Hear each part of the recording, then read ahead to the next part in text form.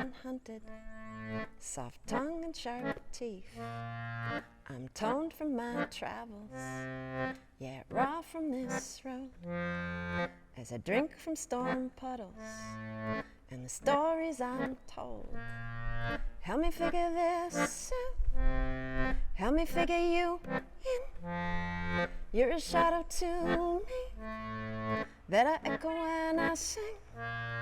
Help me figure this out, help me figure you in. To this simple little melody.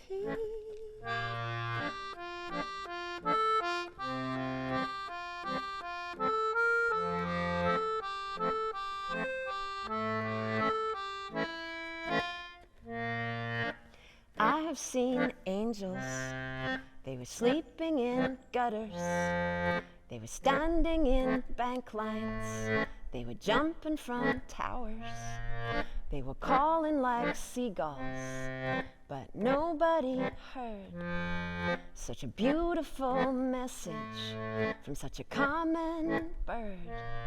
We want freedom for ourselves, but we can't give it to each other. We want peace between nations, yet we battle with our lovers. We're blinded by billboards and trying to get ahead, choking on ambition and the words left unsaid. All the words left unsaid. We've a simple little melody.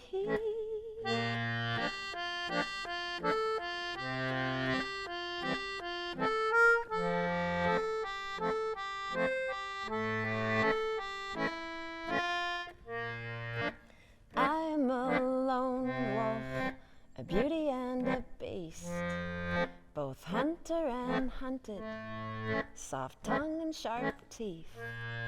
I'm torn from my travels, yet raw from this road, as I drink from storm puddles and the stories I'm told. Help me figure this out, help me figure you in. You're a shadow to me that I echo when I sing. Help me figure this out, help me figure you in.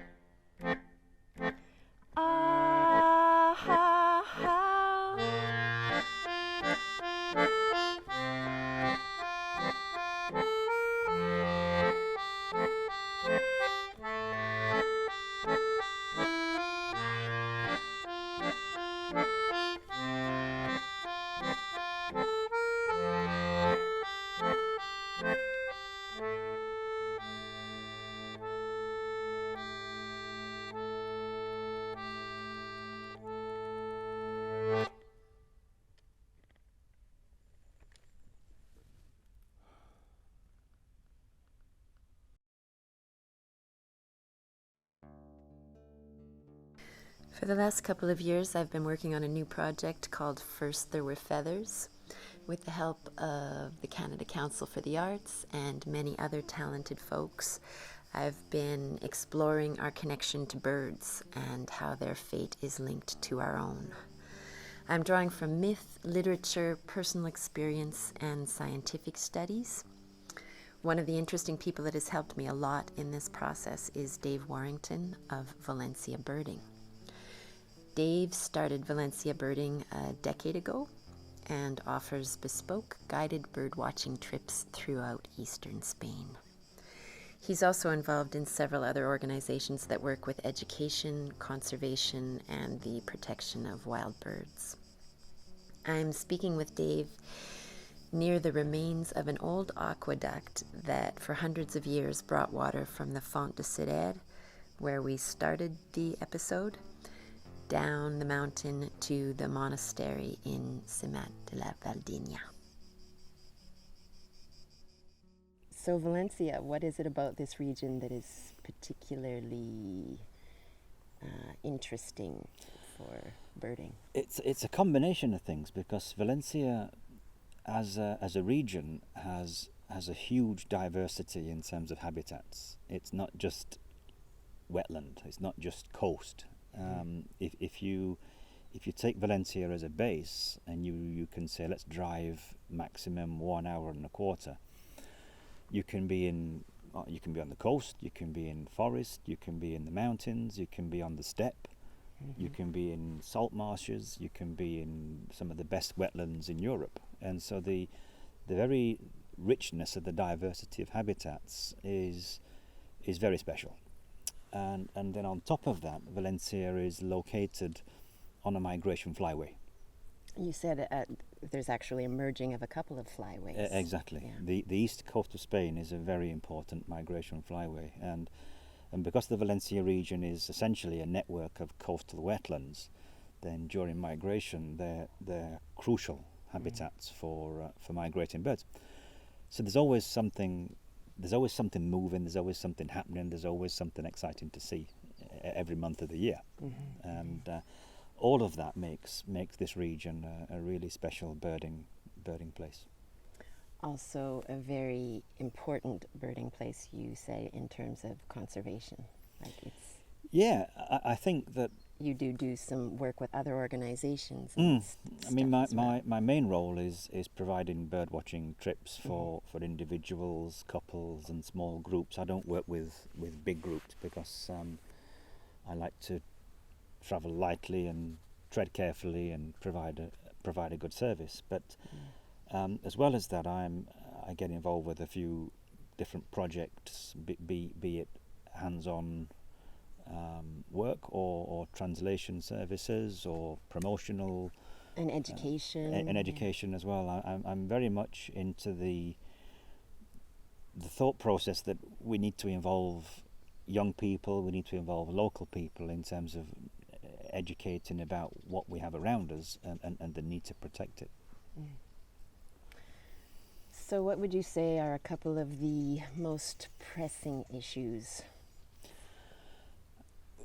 When we look at why birds are threatened, why birds are in danger, we could list 10, 15 different specific reasons, and that could include hunting, it could include habitat loss, it could include construction, but really it's just one reason, and it's man. We cause pretty much all the problems that nature faces, and therefore I think that there are lots of specific projects going on in this region, very specific to particular species, which are fabulous and vital projects. But I think that what we also need to do is to engage with people and raise awareness of what's around us and how fragile and vulnerable it is. And I think if we have some sort of sense of ownership of that, then it might just start to change mindsets. Yeah, a connection to it and see what a treasure it is. And I think a lot of us, as we're living in cities, we're becoming more and more disengaged from that. So it's beautiful that people can actually get away and have an experience with you. Well, I hope so. I hope so. But talking about the educational work that I do, then one project that I'm about to start is focusing on house martins, birds that nest in mud-built nests, normally on houses and buildings, and they're in decline, and they're in decline largely because modern buildings don't lend themselves to nesting sites, and there are lots of villages in this region that are super important in terms of being good nesting sites. And what I want to do before next year's breeding season is to raise awareness in some specific places about our role in their lives and our role and how we can protect them. Exactly. I mean, if they make that journey all the way back from Africa, and then they finally find a place to nest, and they build these amazing nests, only to have somebody knock it down with a broom. Or they come back from Africa to the same nest to find that it's been destroyed. Gone. Exactly. Yeah. And that's where I'd like to try to raise some concept of almost ownership, because how we behave has a direct influence on the birds around us. And I don't think anybody I don't think many people would do anything intentionally that's bad or harmful. I just think that most of the damage that individuals do is through ignorance or is through a lack of knowledge. Most of the big problems that we cause as humans are really brought about by government policy or by corporate organizations. It's not really brought about on a big basis by individuals. And of course we need to pressurize governments and pressurize society in terms of how we behave. But I think a lot of people as individuals, they're conscious that man does a lot of damage, but really not sure what they can do as individual people. And I think if we can connect with individuals, and even if we make small steps, starting with one species or starting with one project, then people not only have a sense of ownership, but they become much more aware about the concept that I as a person can do something good, and I can make a difference. And I think that's, as a starting point, I think that's vitally important.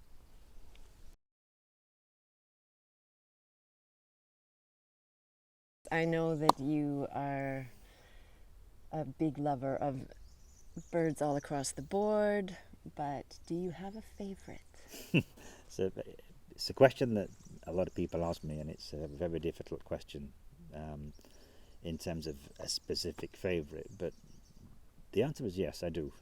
And my favorite bird is the swift, for lots of reasons. One is because it's a bird that's always been in my life. I can remember as a very small child back in Sheffield, the swifts would return in the summer, and they'd go screaming up and down the streets between the houses, hunting insects, and that for me was the sound of the summer.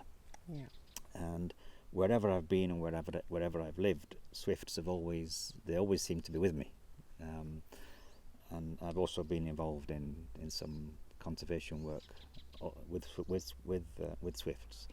But it's also for me the extraordinary lifestyle that they have, that the fact that they can spend 2 years in the sky without touching ground is, you can say that and you say, well, it's very interesting, but when you actually think about that, what is 2 years? A life on the wing. Is constantly in the sky. I mean, that for me it's still mind-blowing today, as it was for me when I was a kid. So I think, yeah, if I had to choose a bird as my favourite, then it would be the swift. Beautiful. I'm often trying to put myself into someone else's shoes when I'm writing. In this case, it's someone else's wings, as I bring together a lot of things that fascinate me about swifts. I'm playing it on a little Mellotron app called the Manatron. This is Swift, as one designed for flying.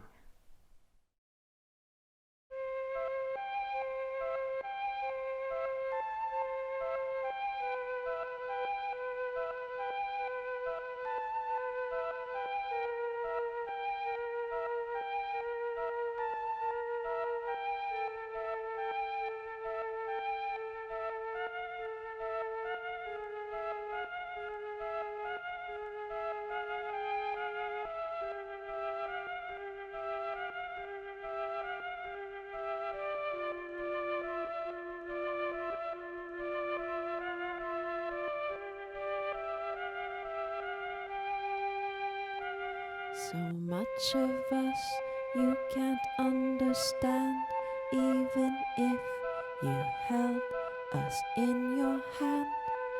A monomorphic anomaly, shades of black and brown is all you'd see.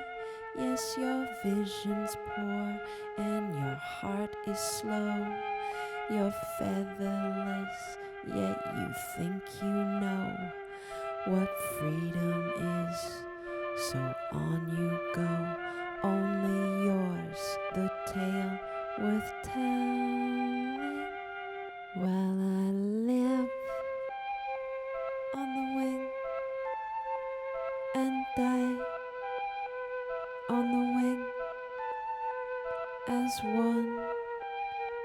designed for flying,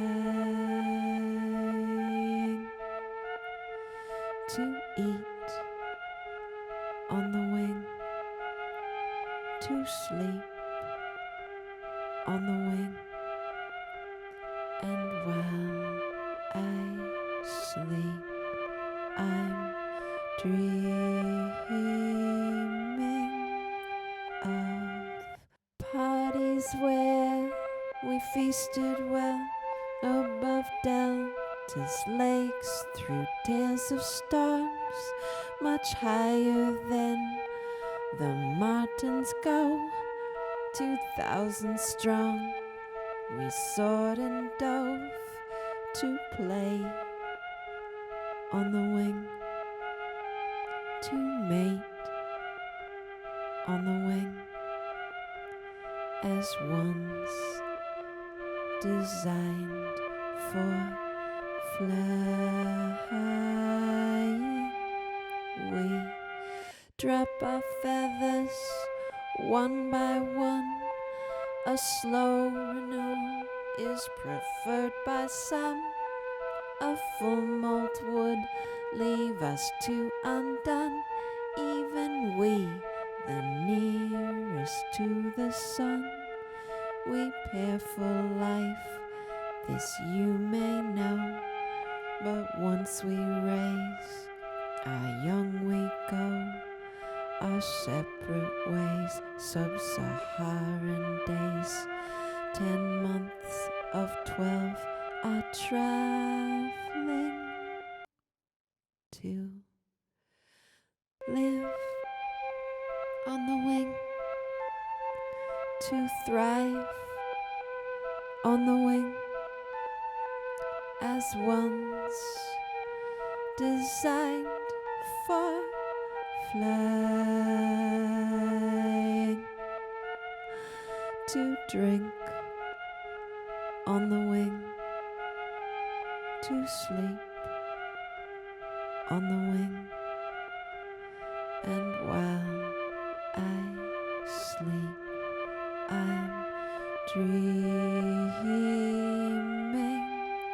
a unihemispheric sleep fueled by light and acetylcholine, a slow wave stream of things I've seen, and all of the ways worth having.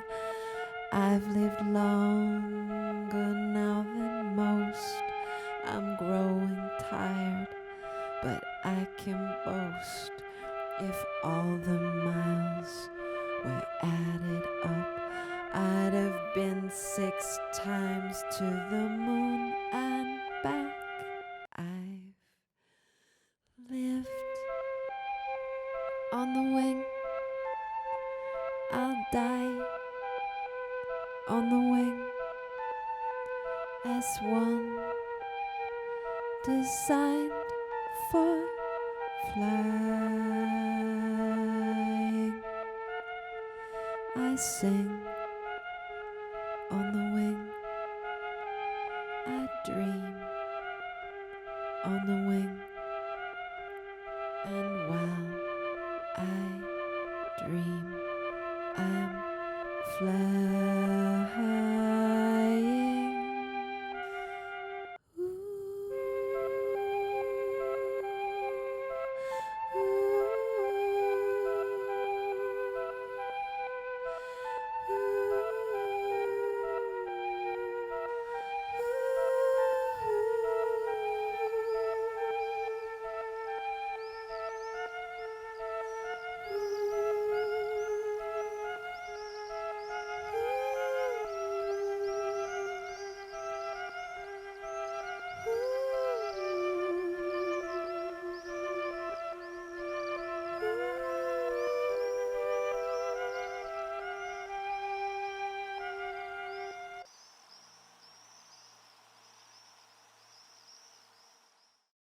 This song is squeaking into our For the Birds episode because it features some ravens.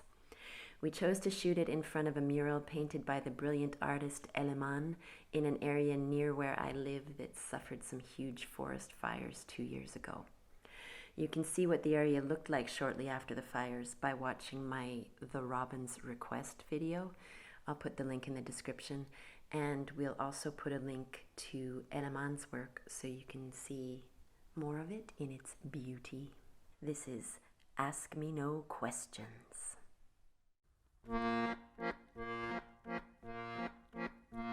I walked in the garden and what did I see? Fresh blood on some feathers and an old coyote. Smiling and growling, looked straight in my eyes. Said, ask me no questions, I'll tell you no lies.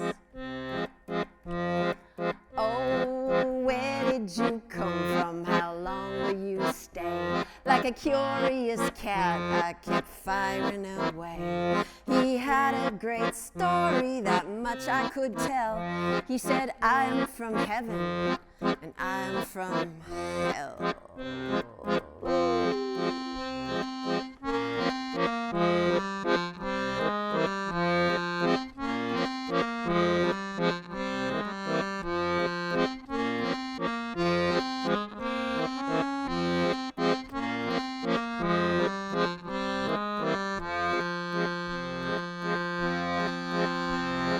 Decades and decades I've hunted and roamed, but I go incognito, no shape of my own. Sometimes I am human and rather well known. Sometimes I'm the whisper on your nights alone.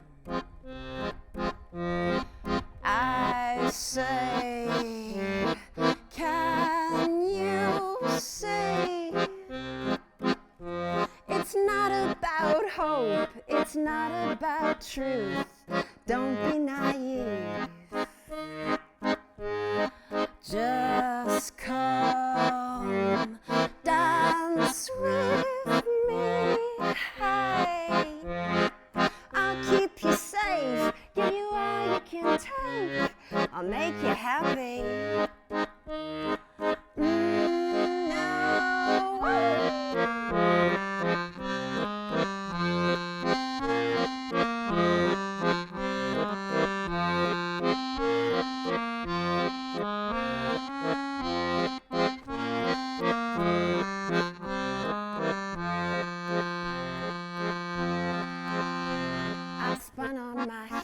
And I ran toward the street. He was so close behind me, I could feel his heartbeat. I turned round to face him, but he took to the sky, and a dozen old blackbirds started to cry. They said, ask him no questions, he'll tell you no lies. They said, ask him no questions, he'll tell you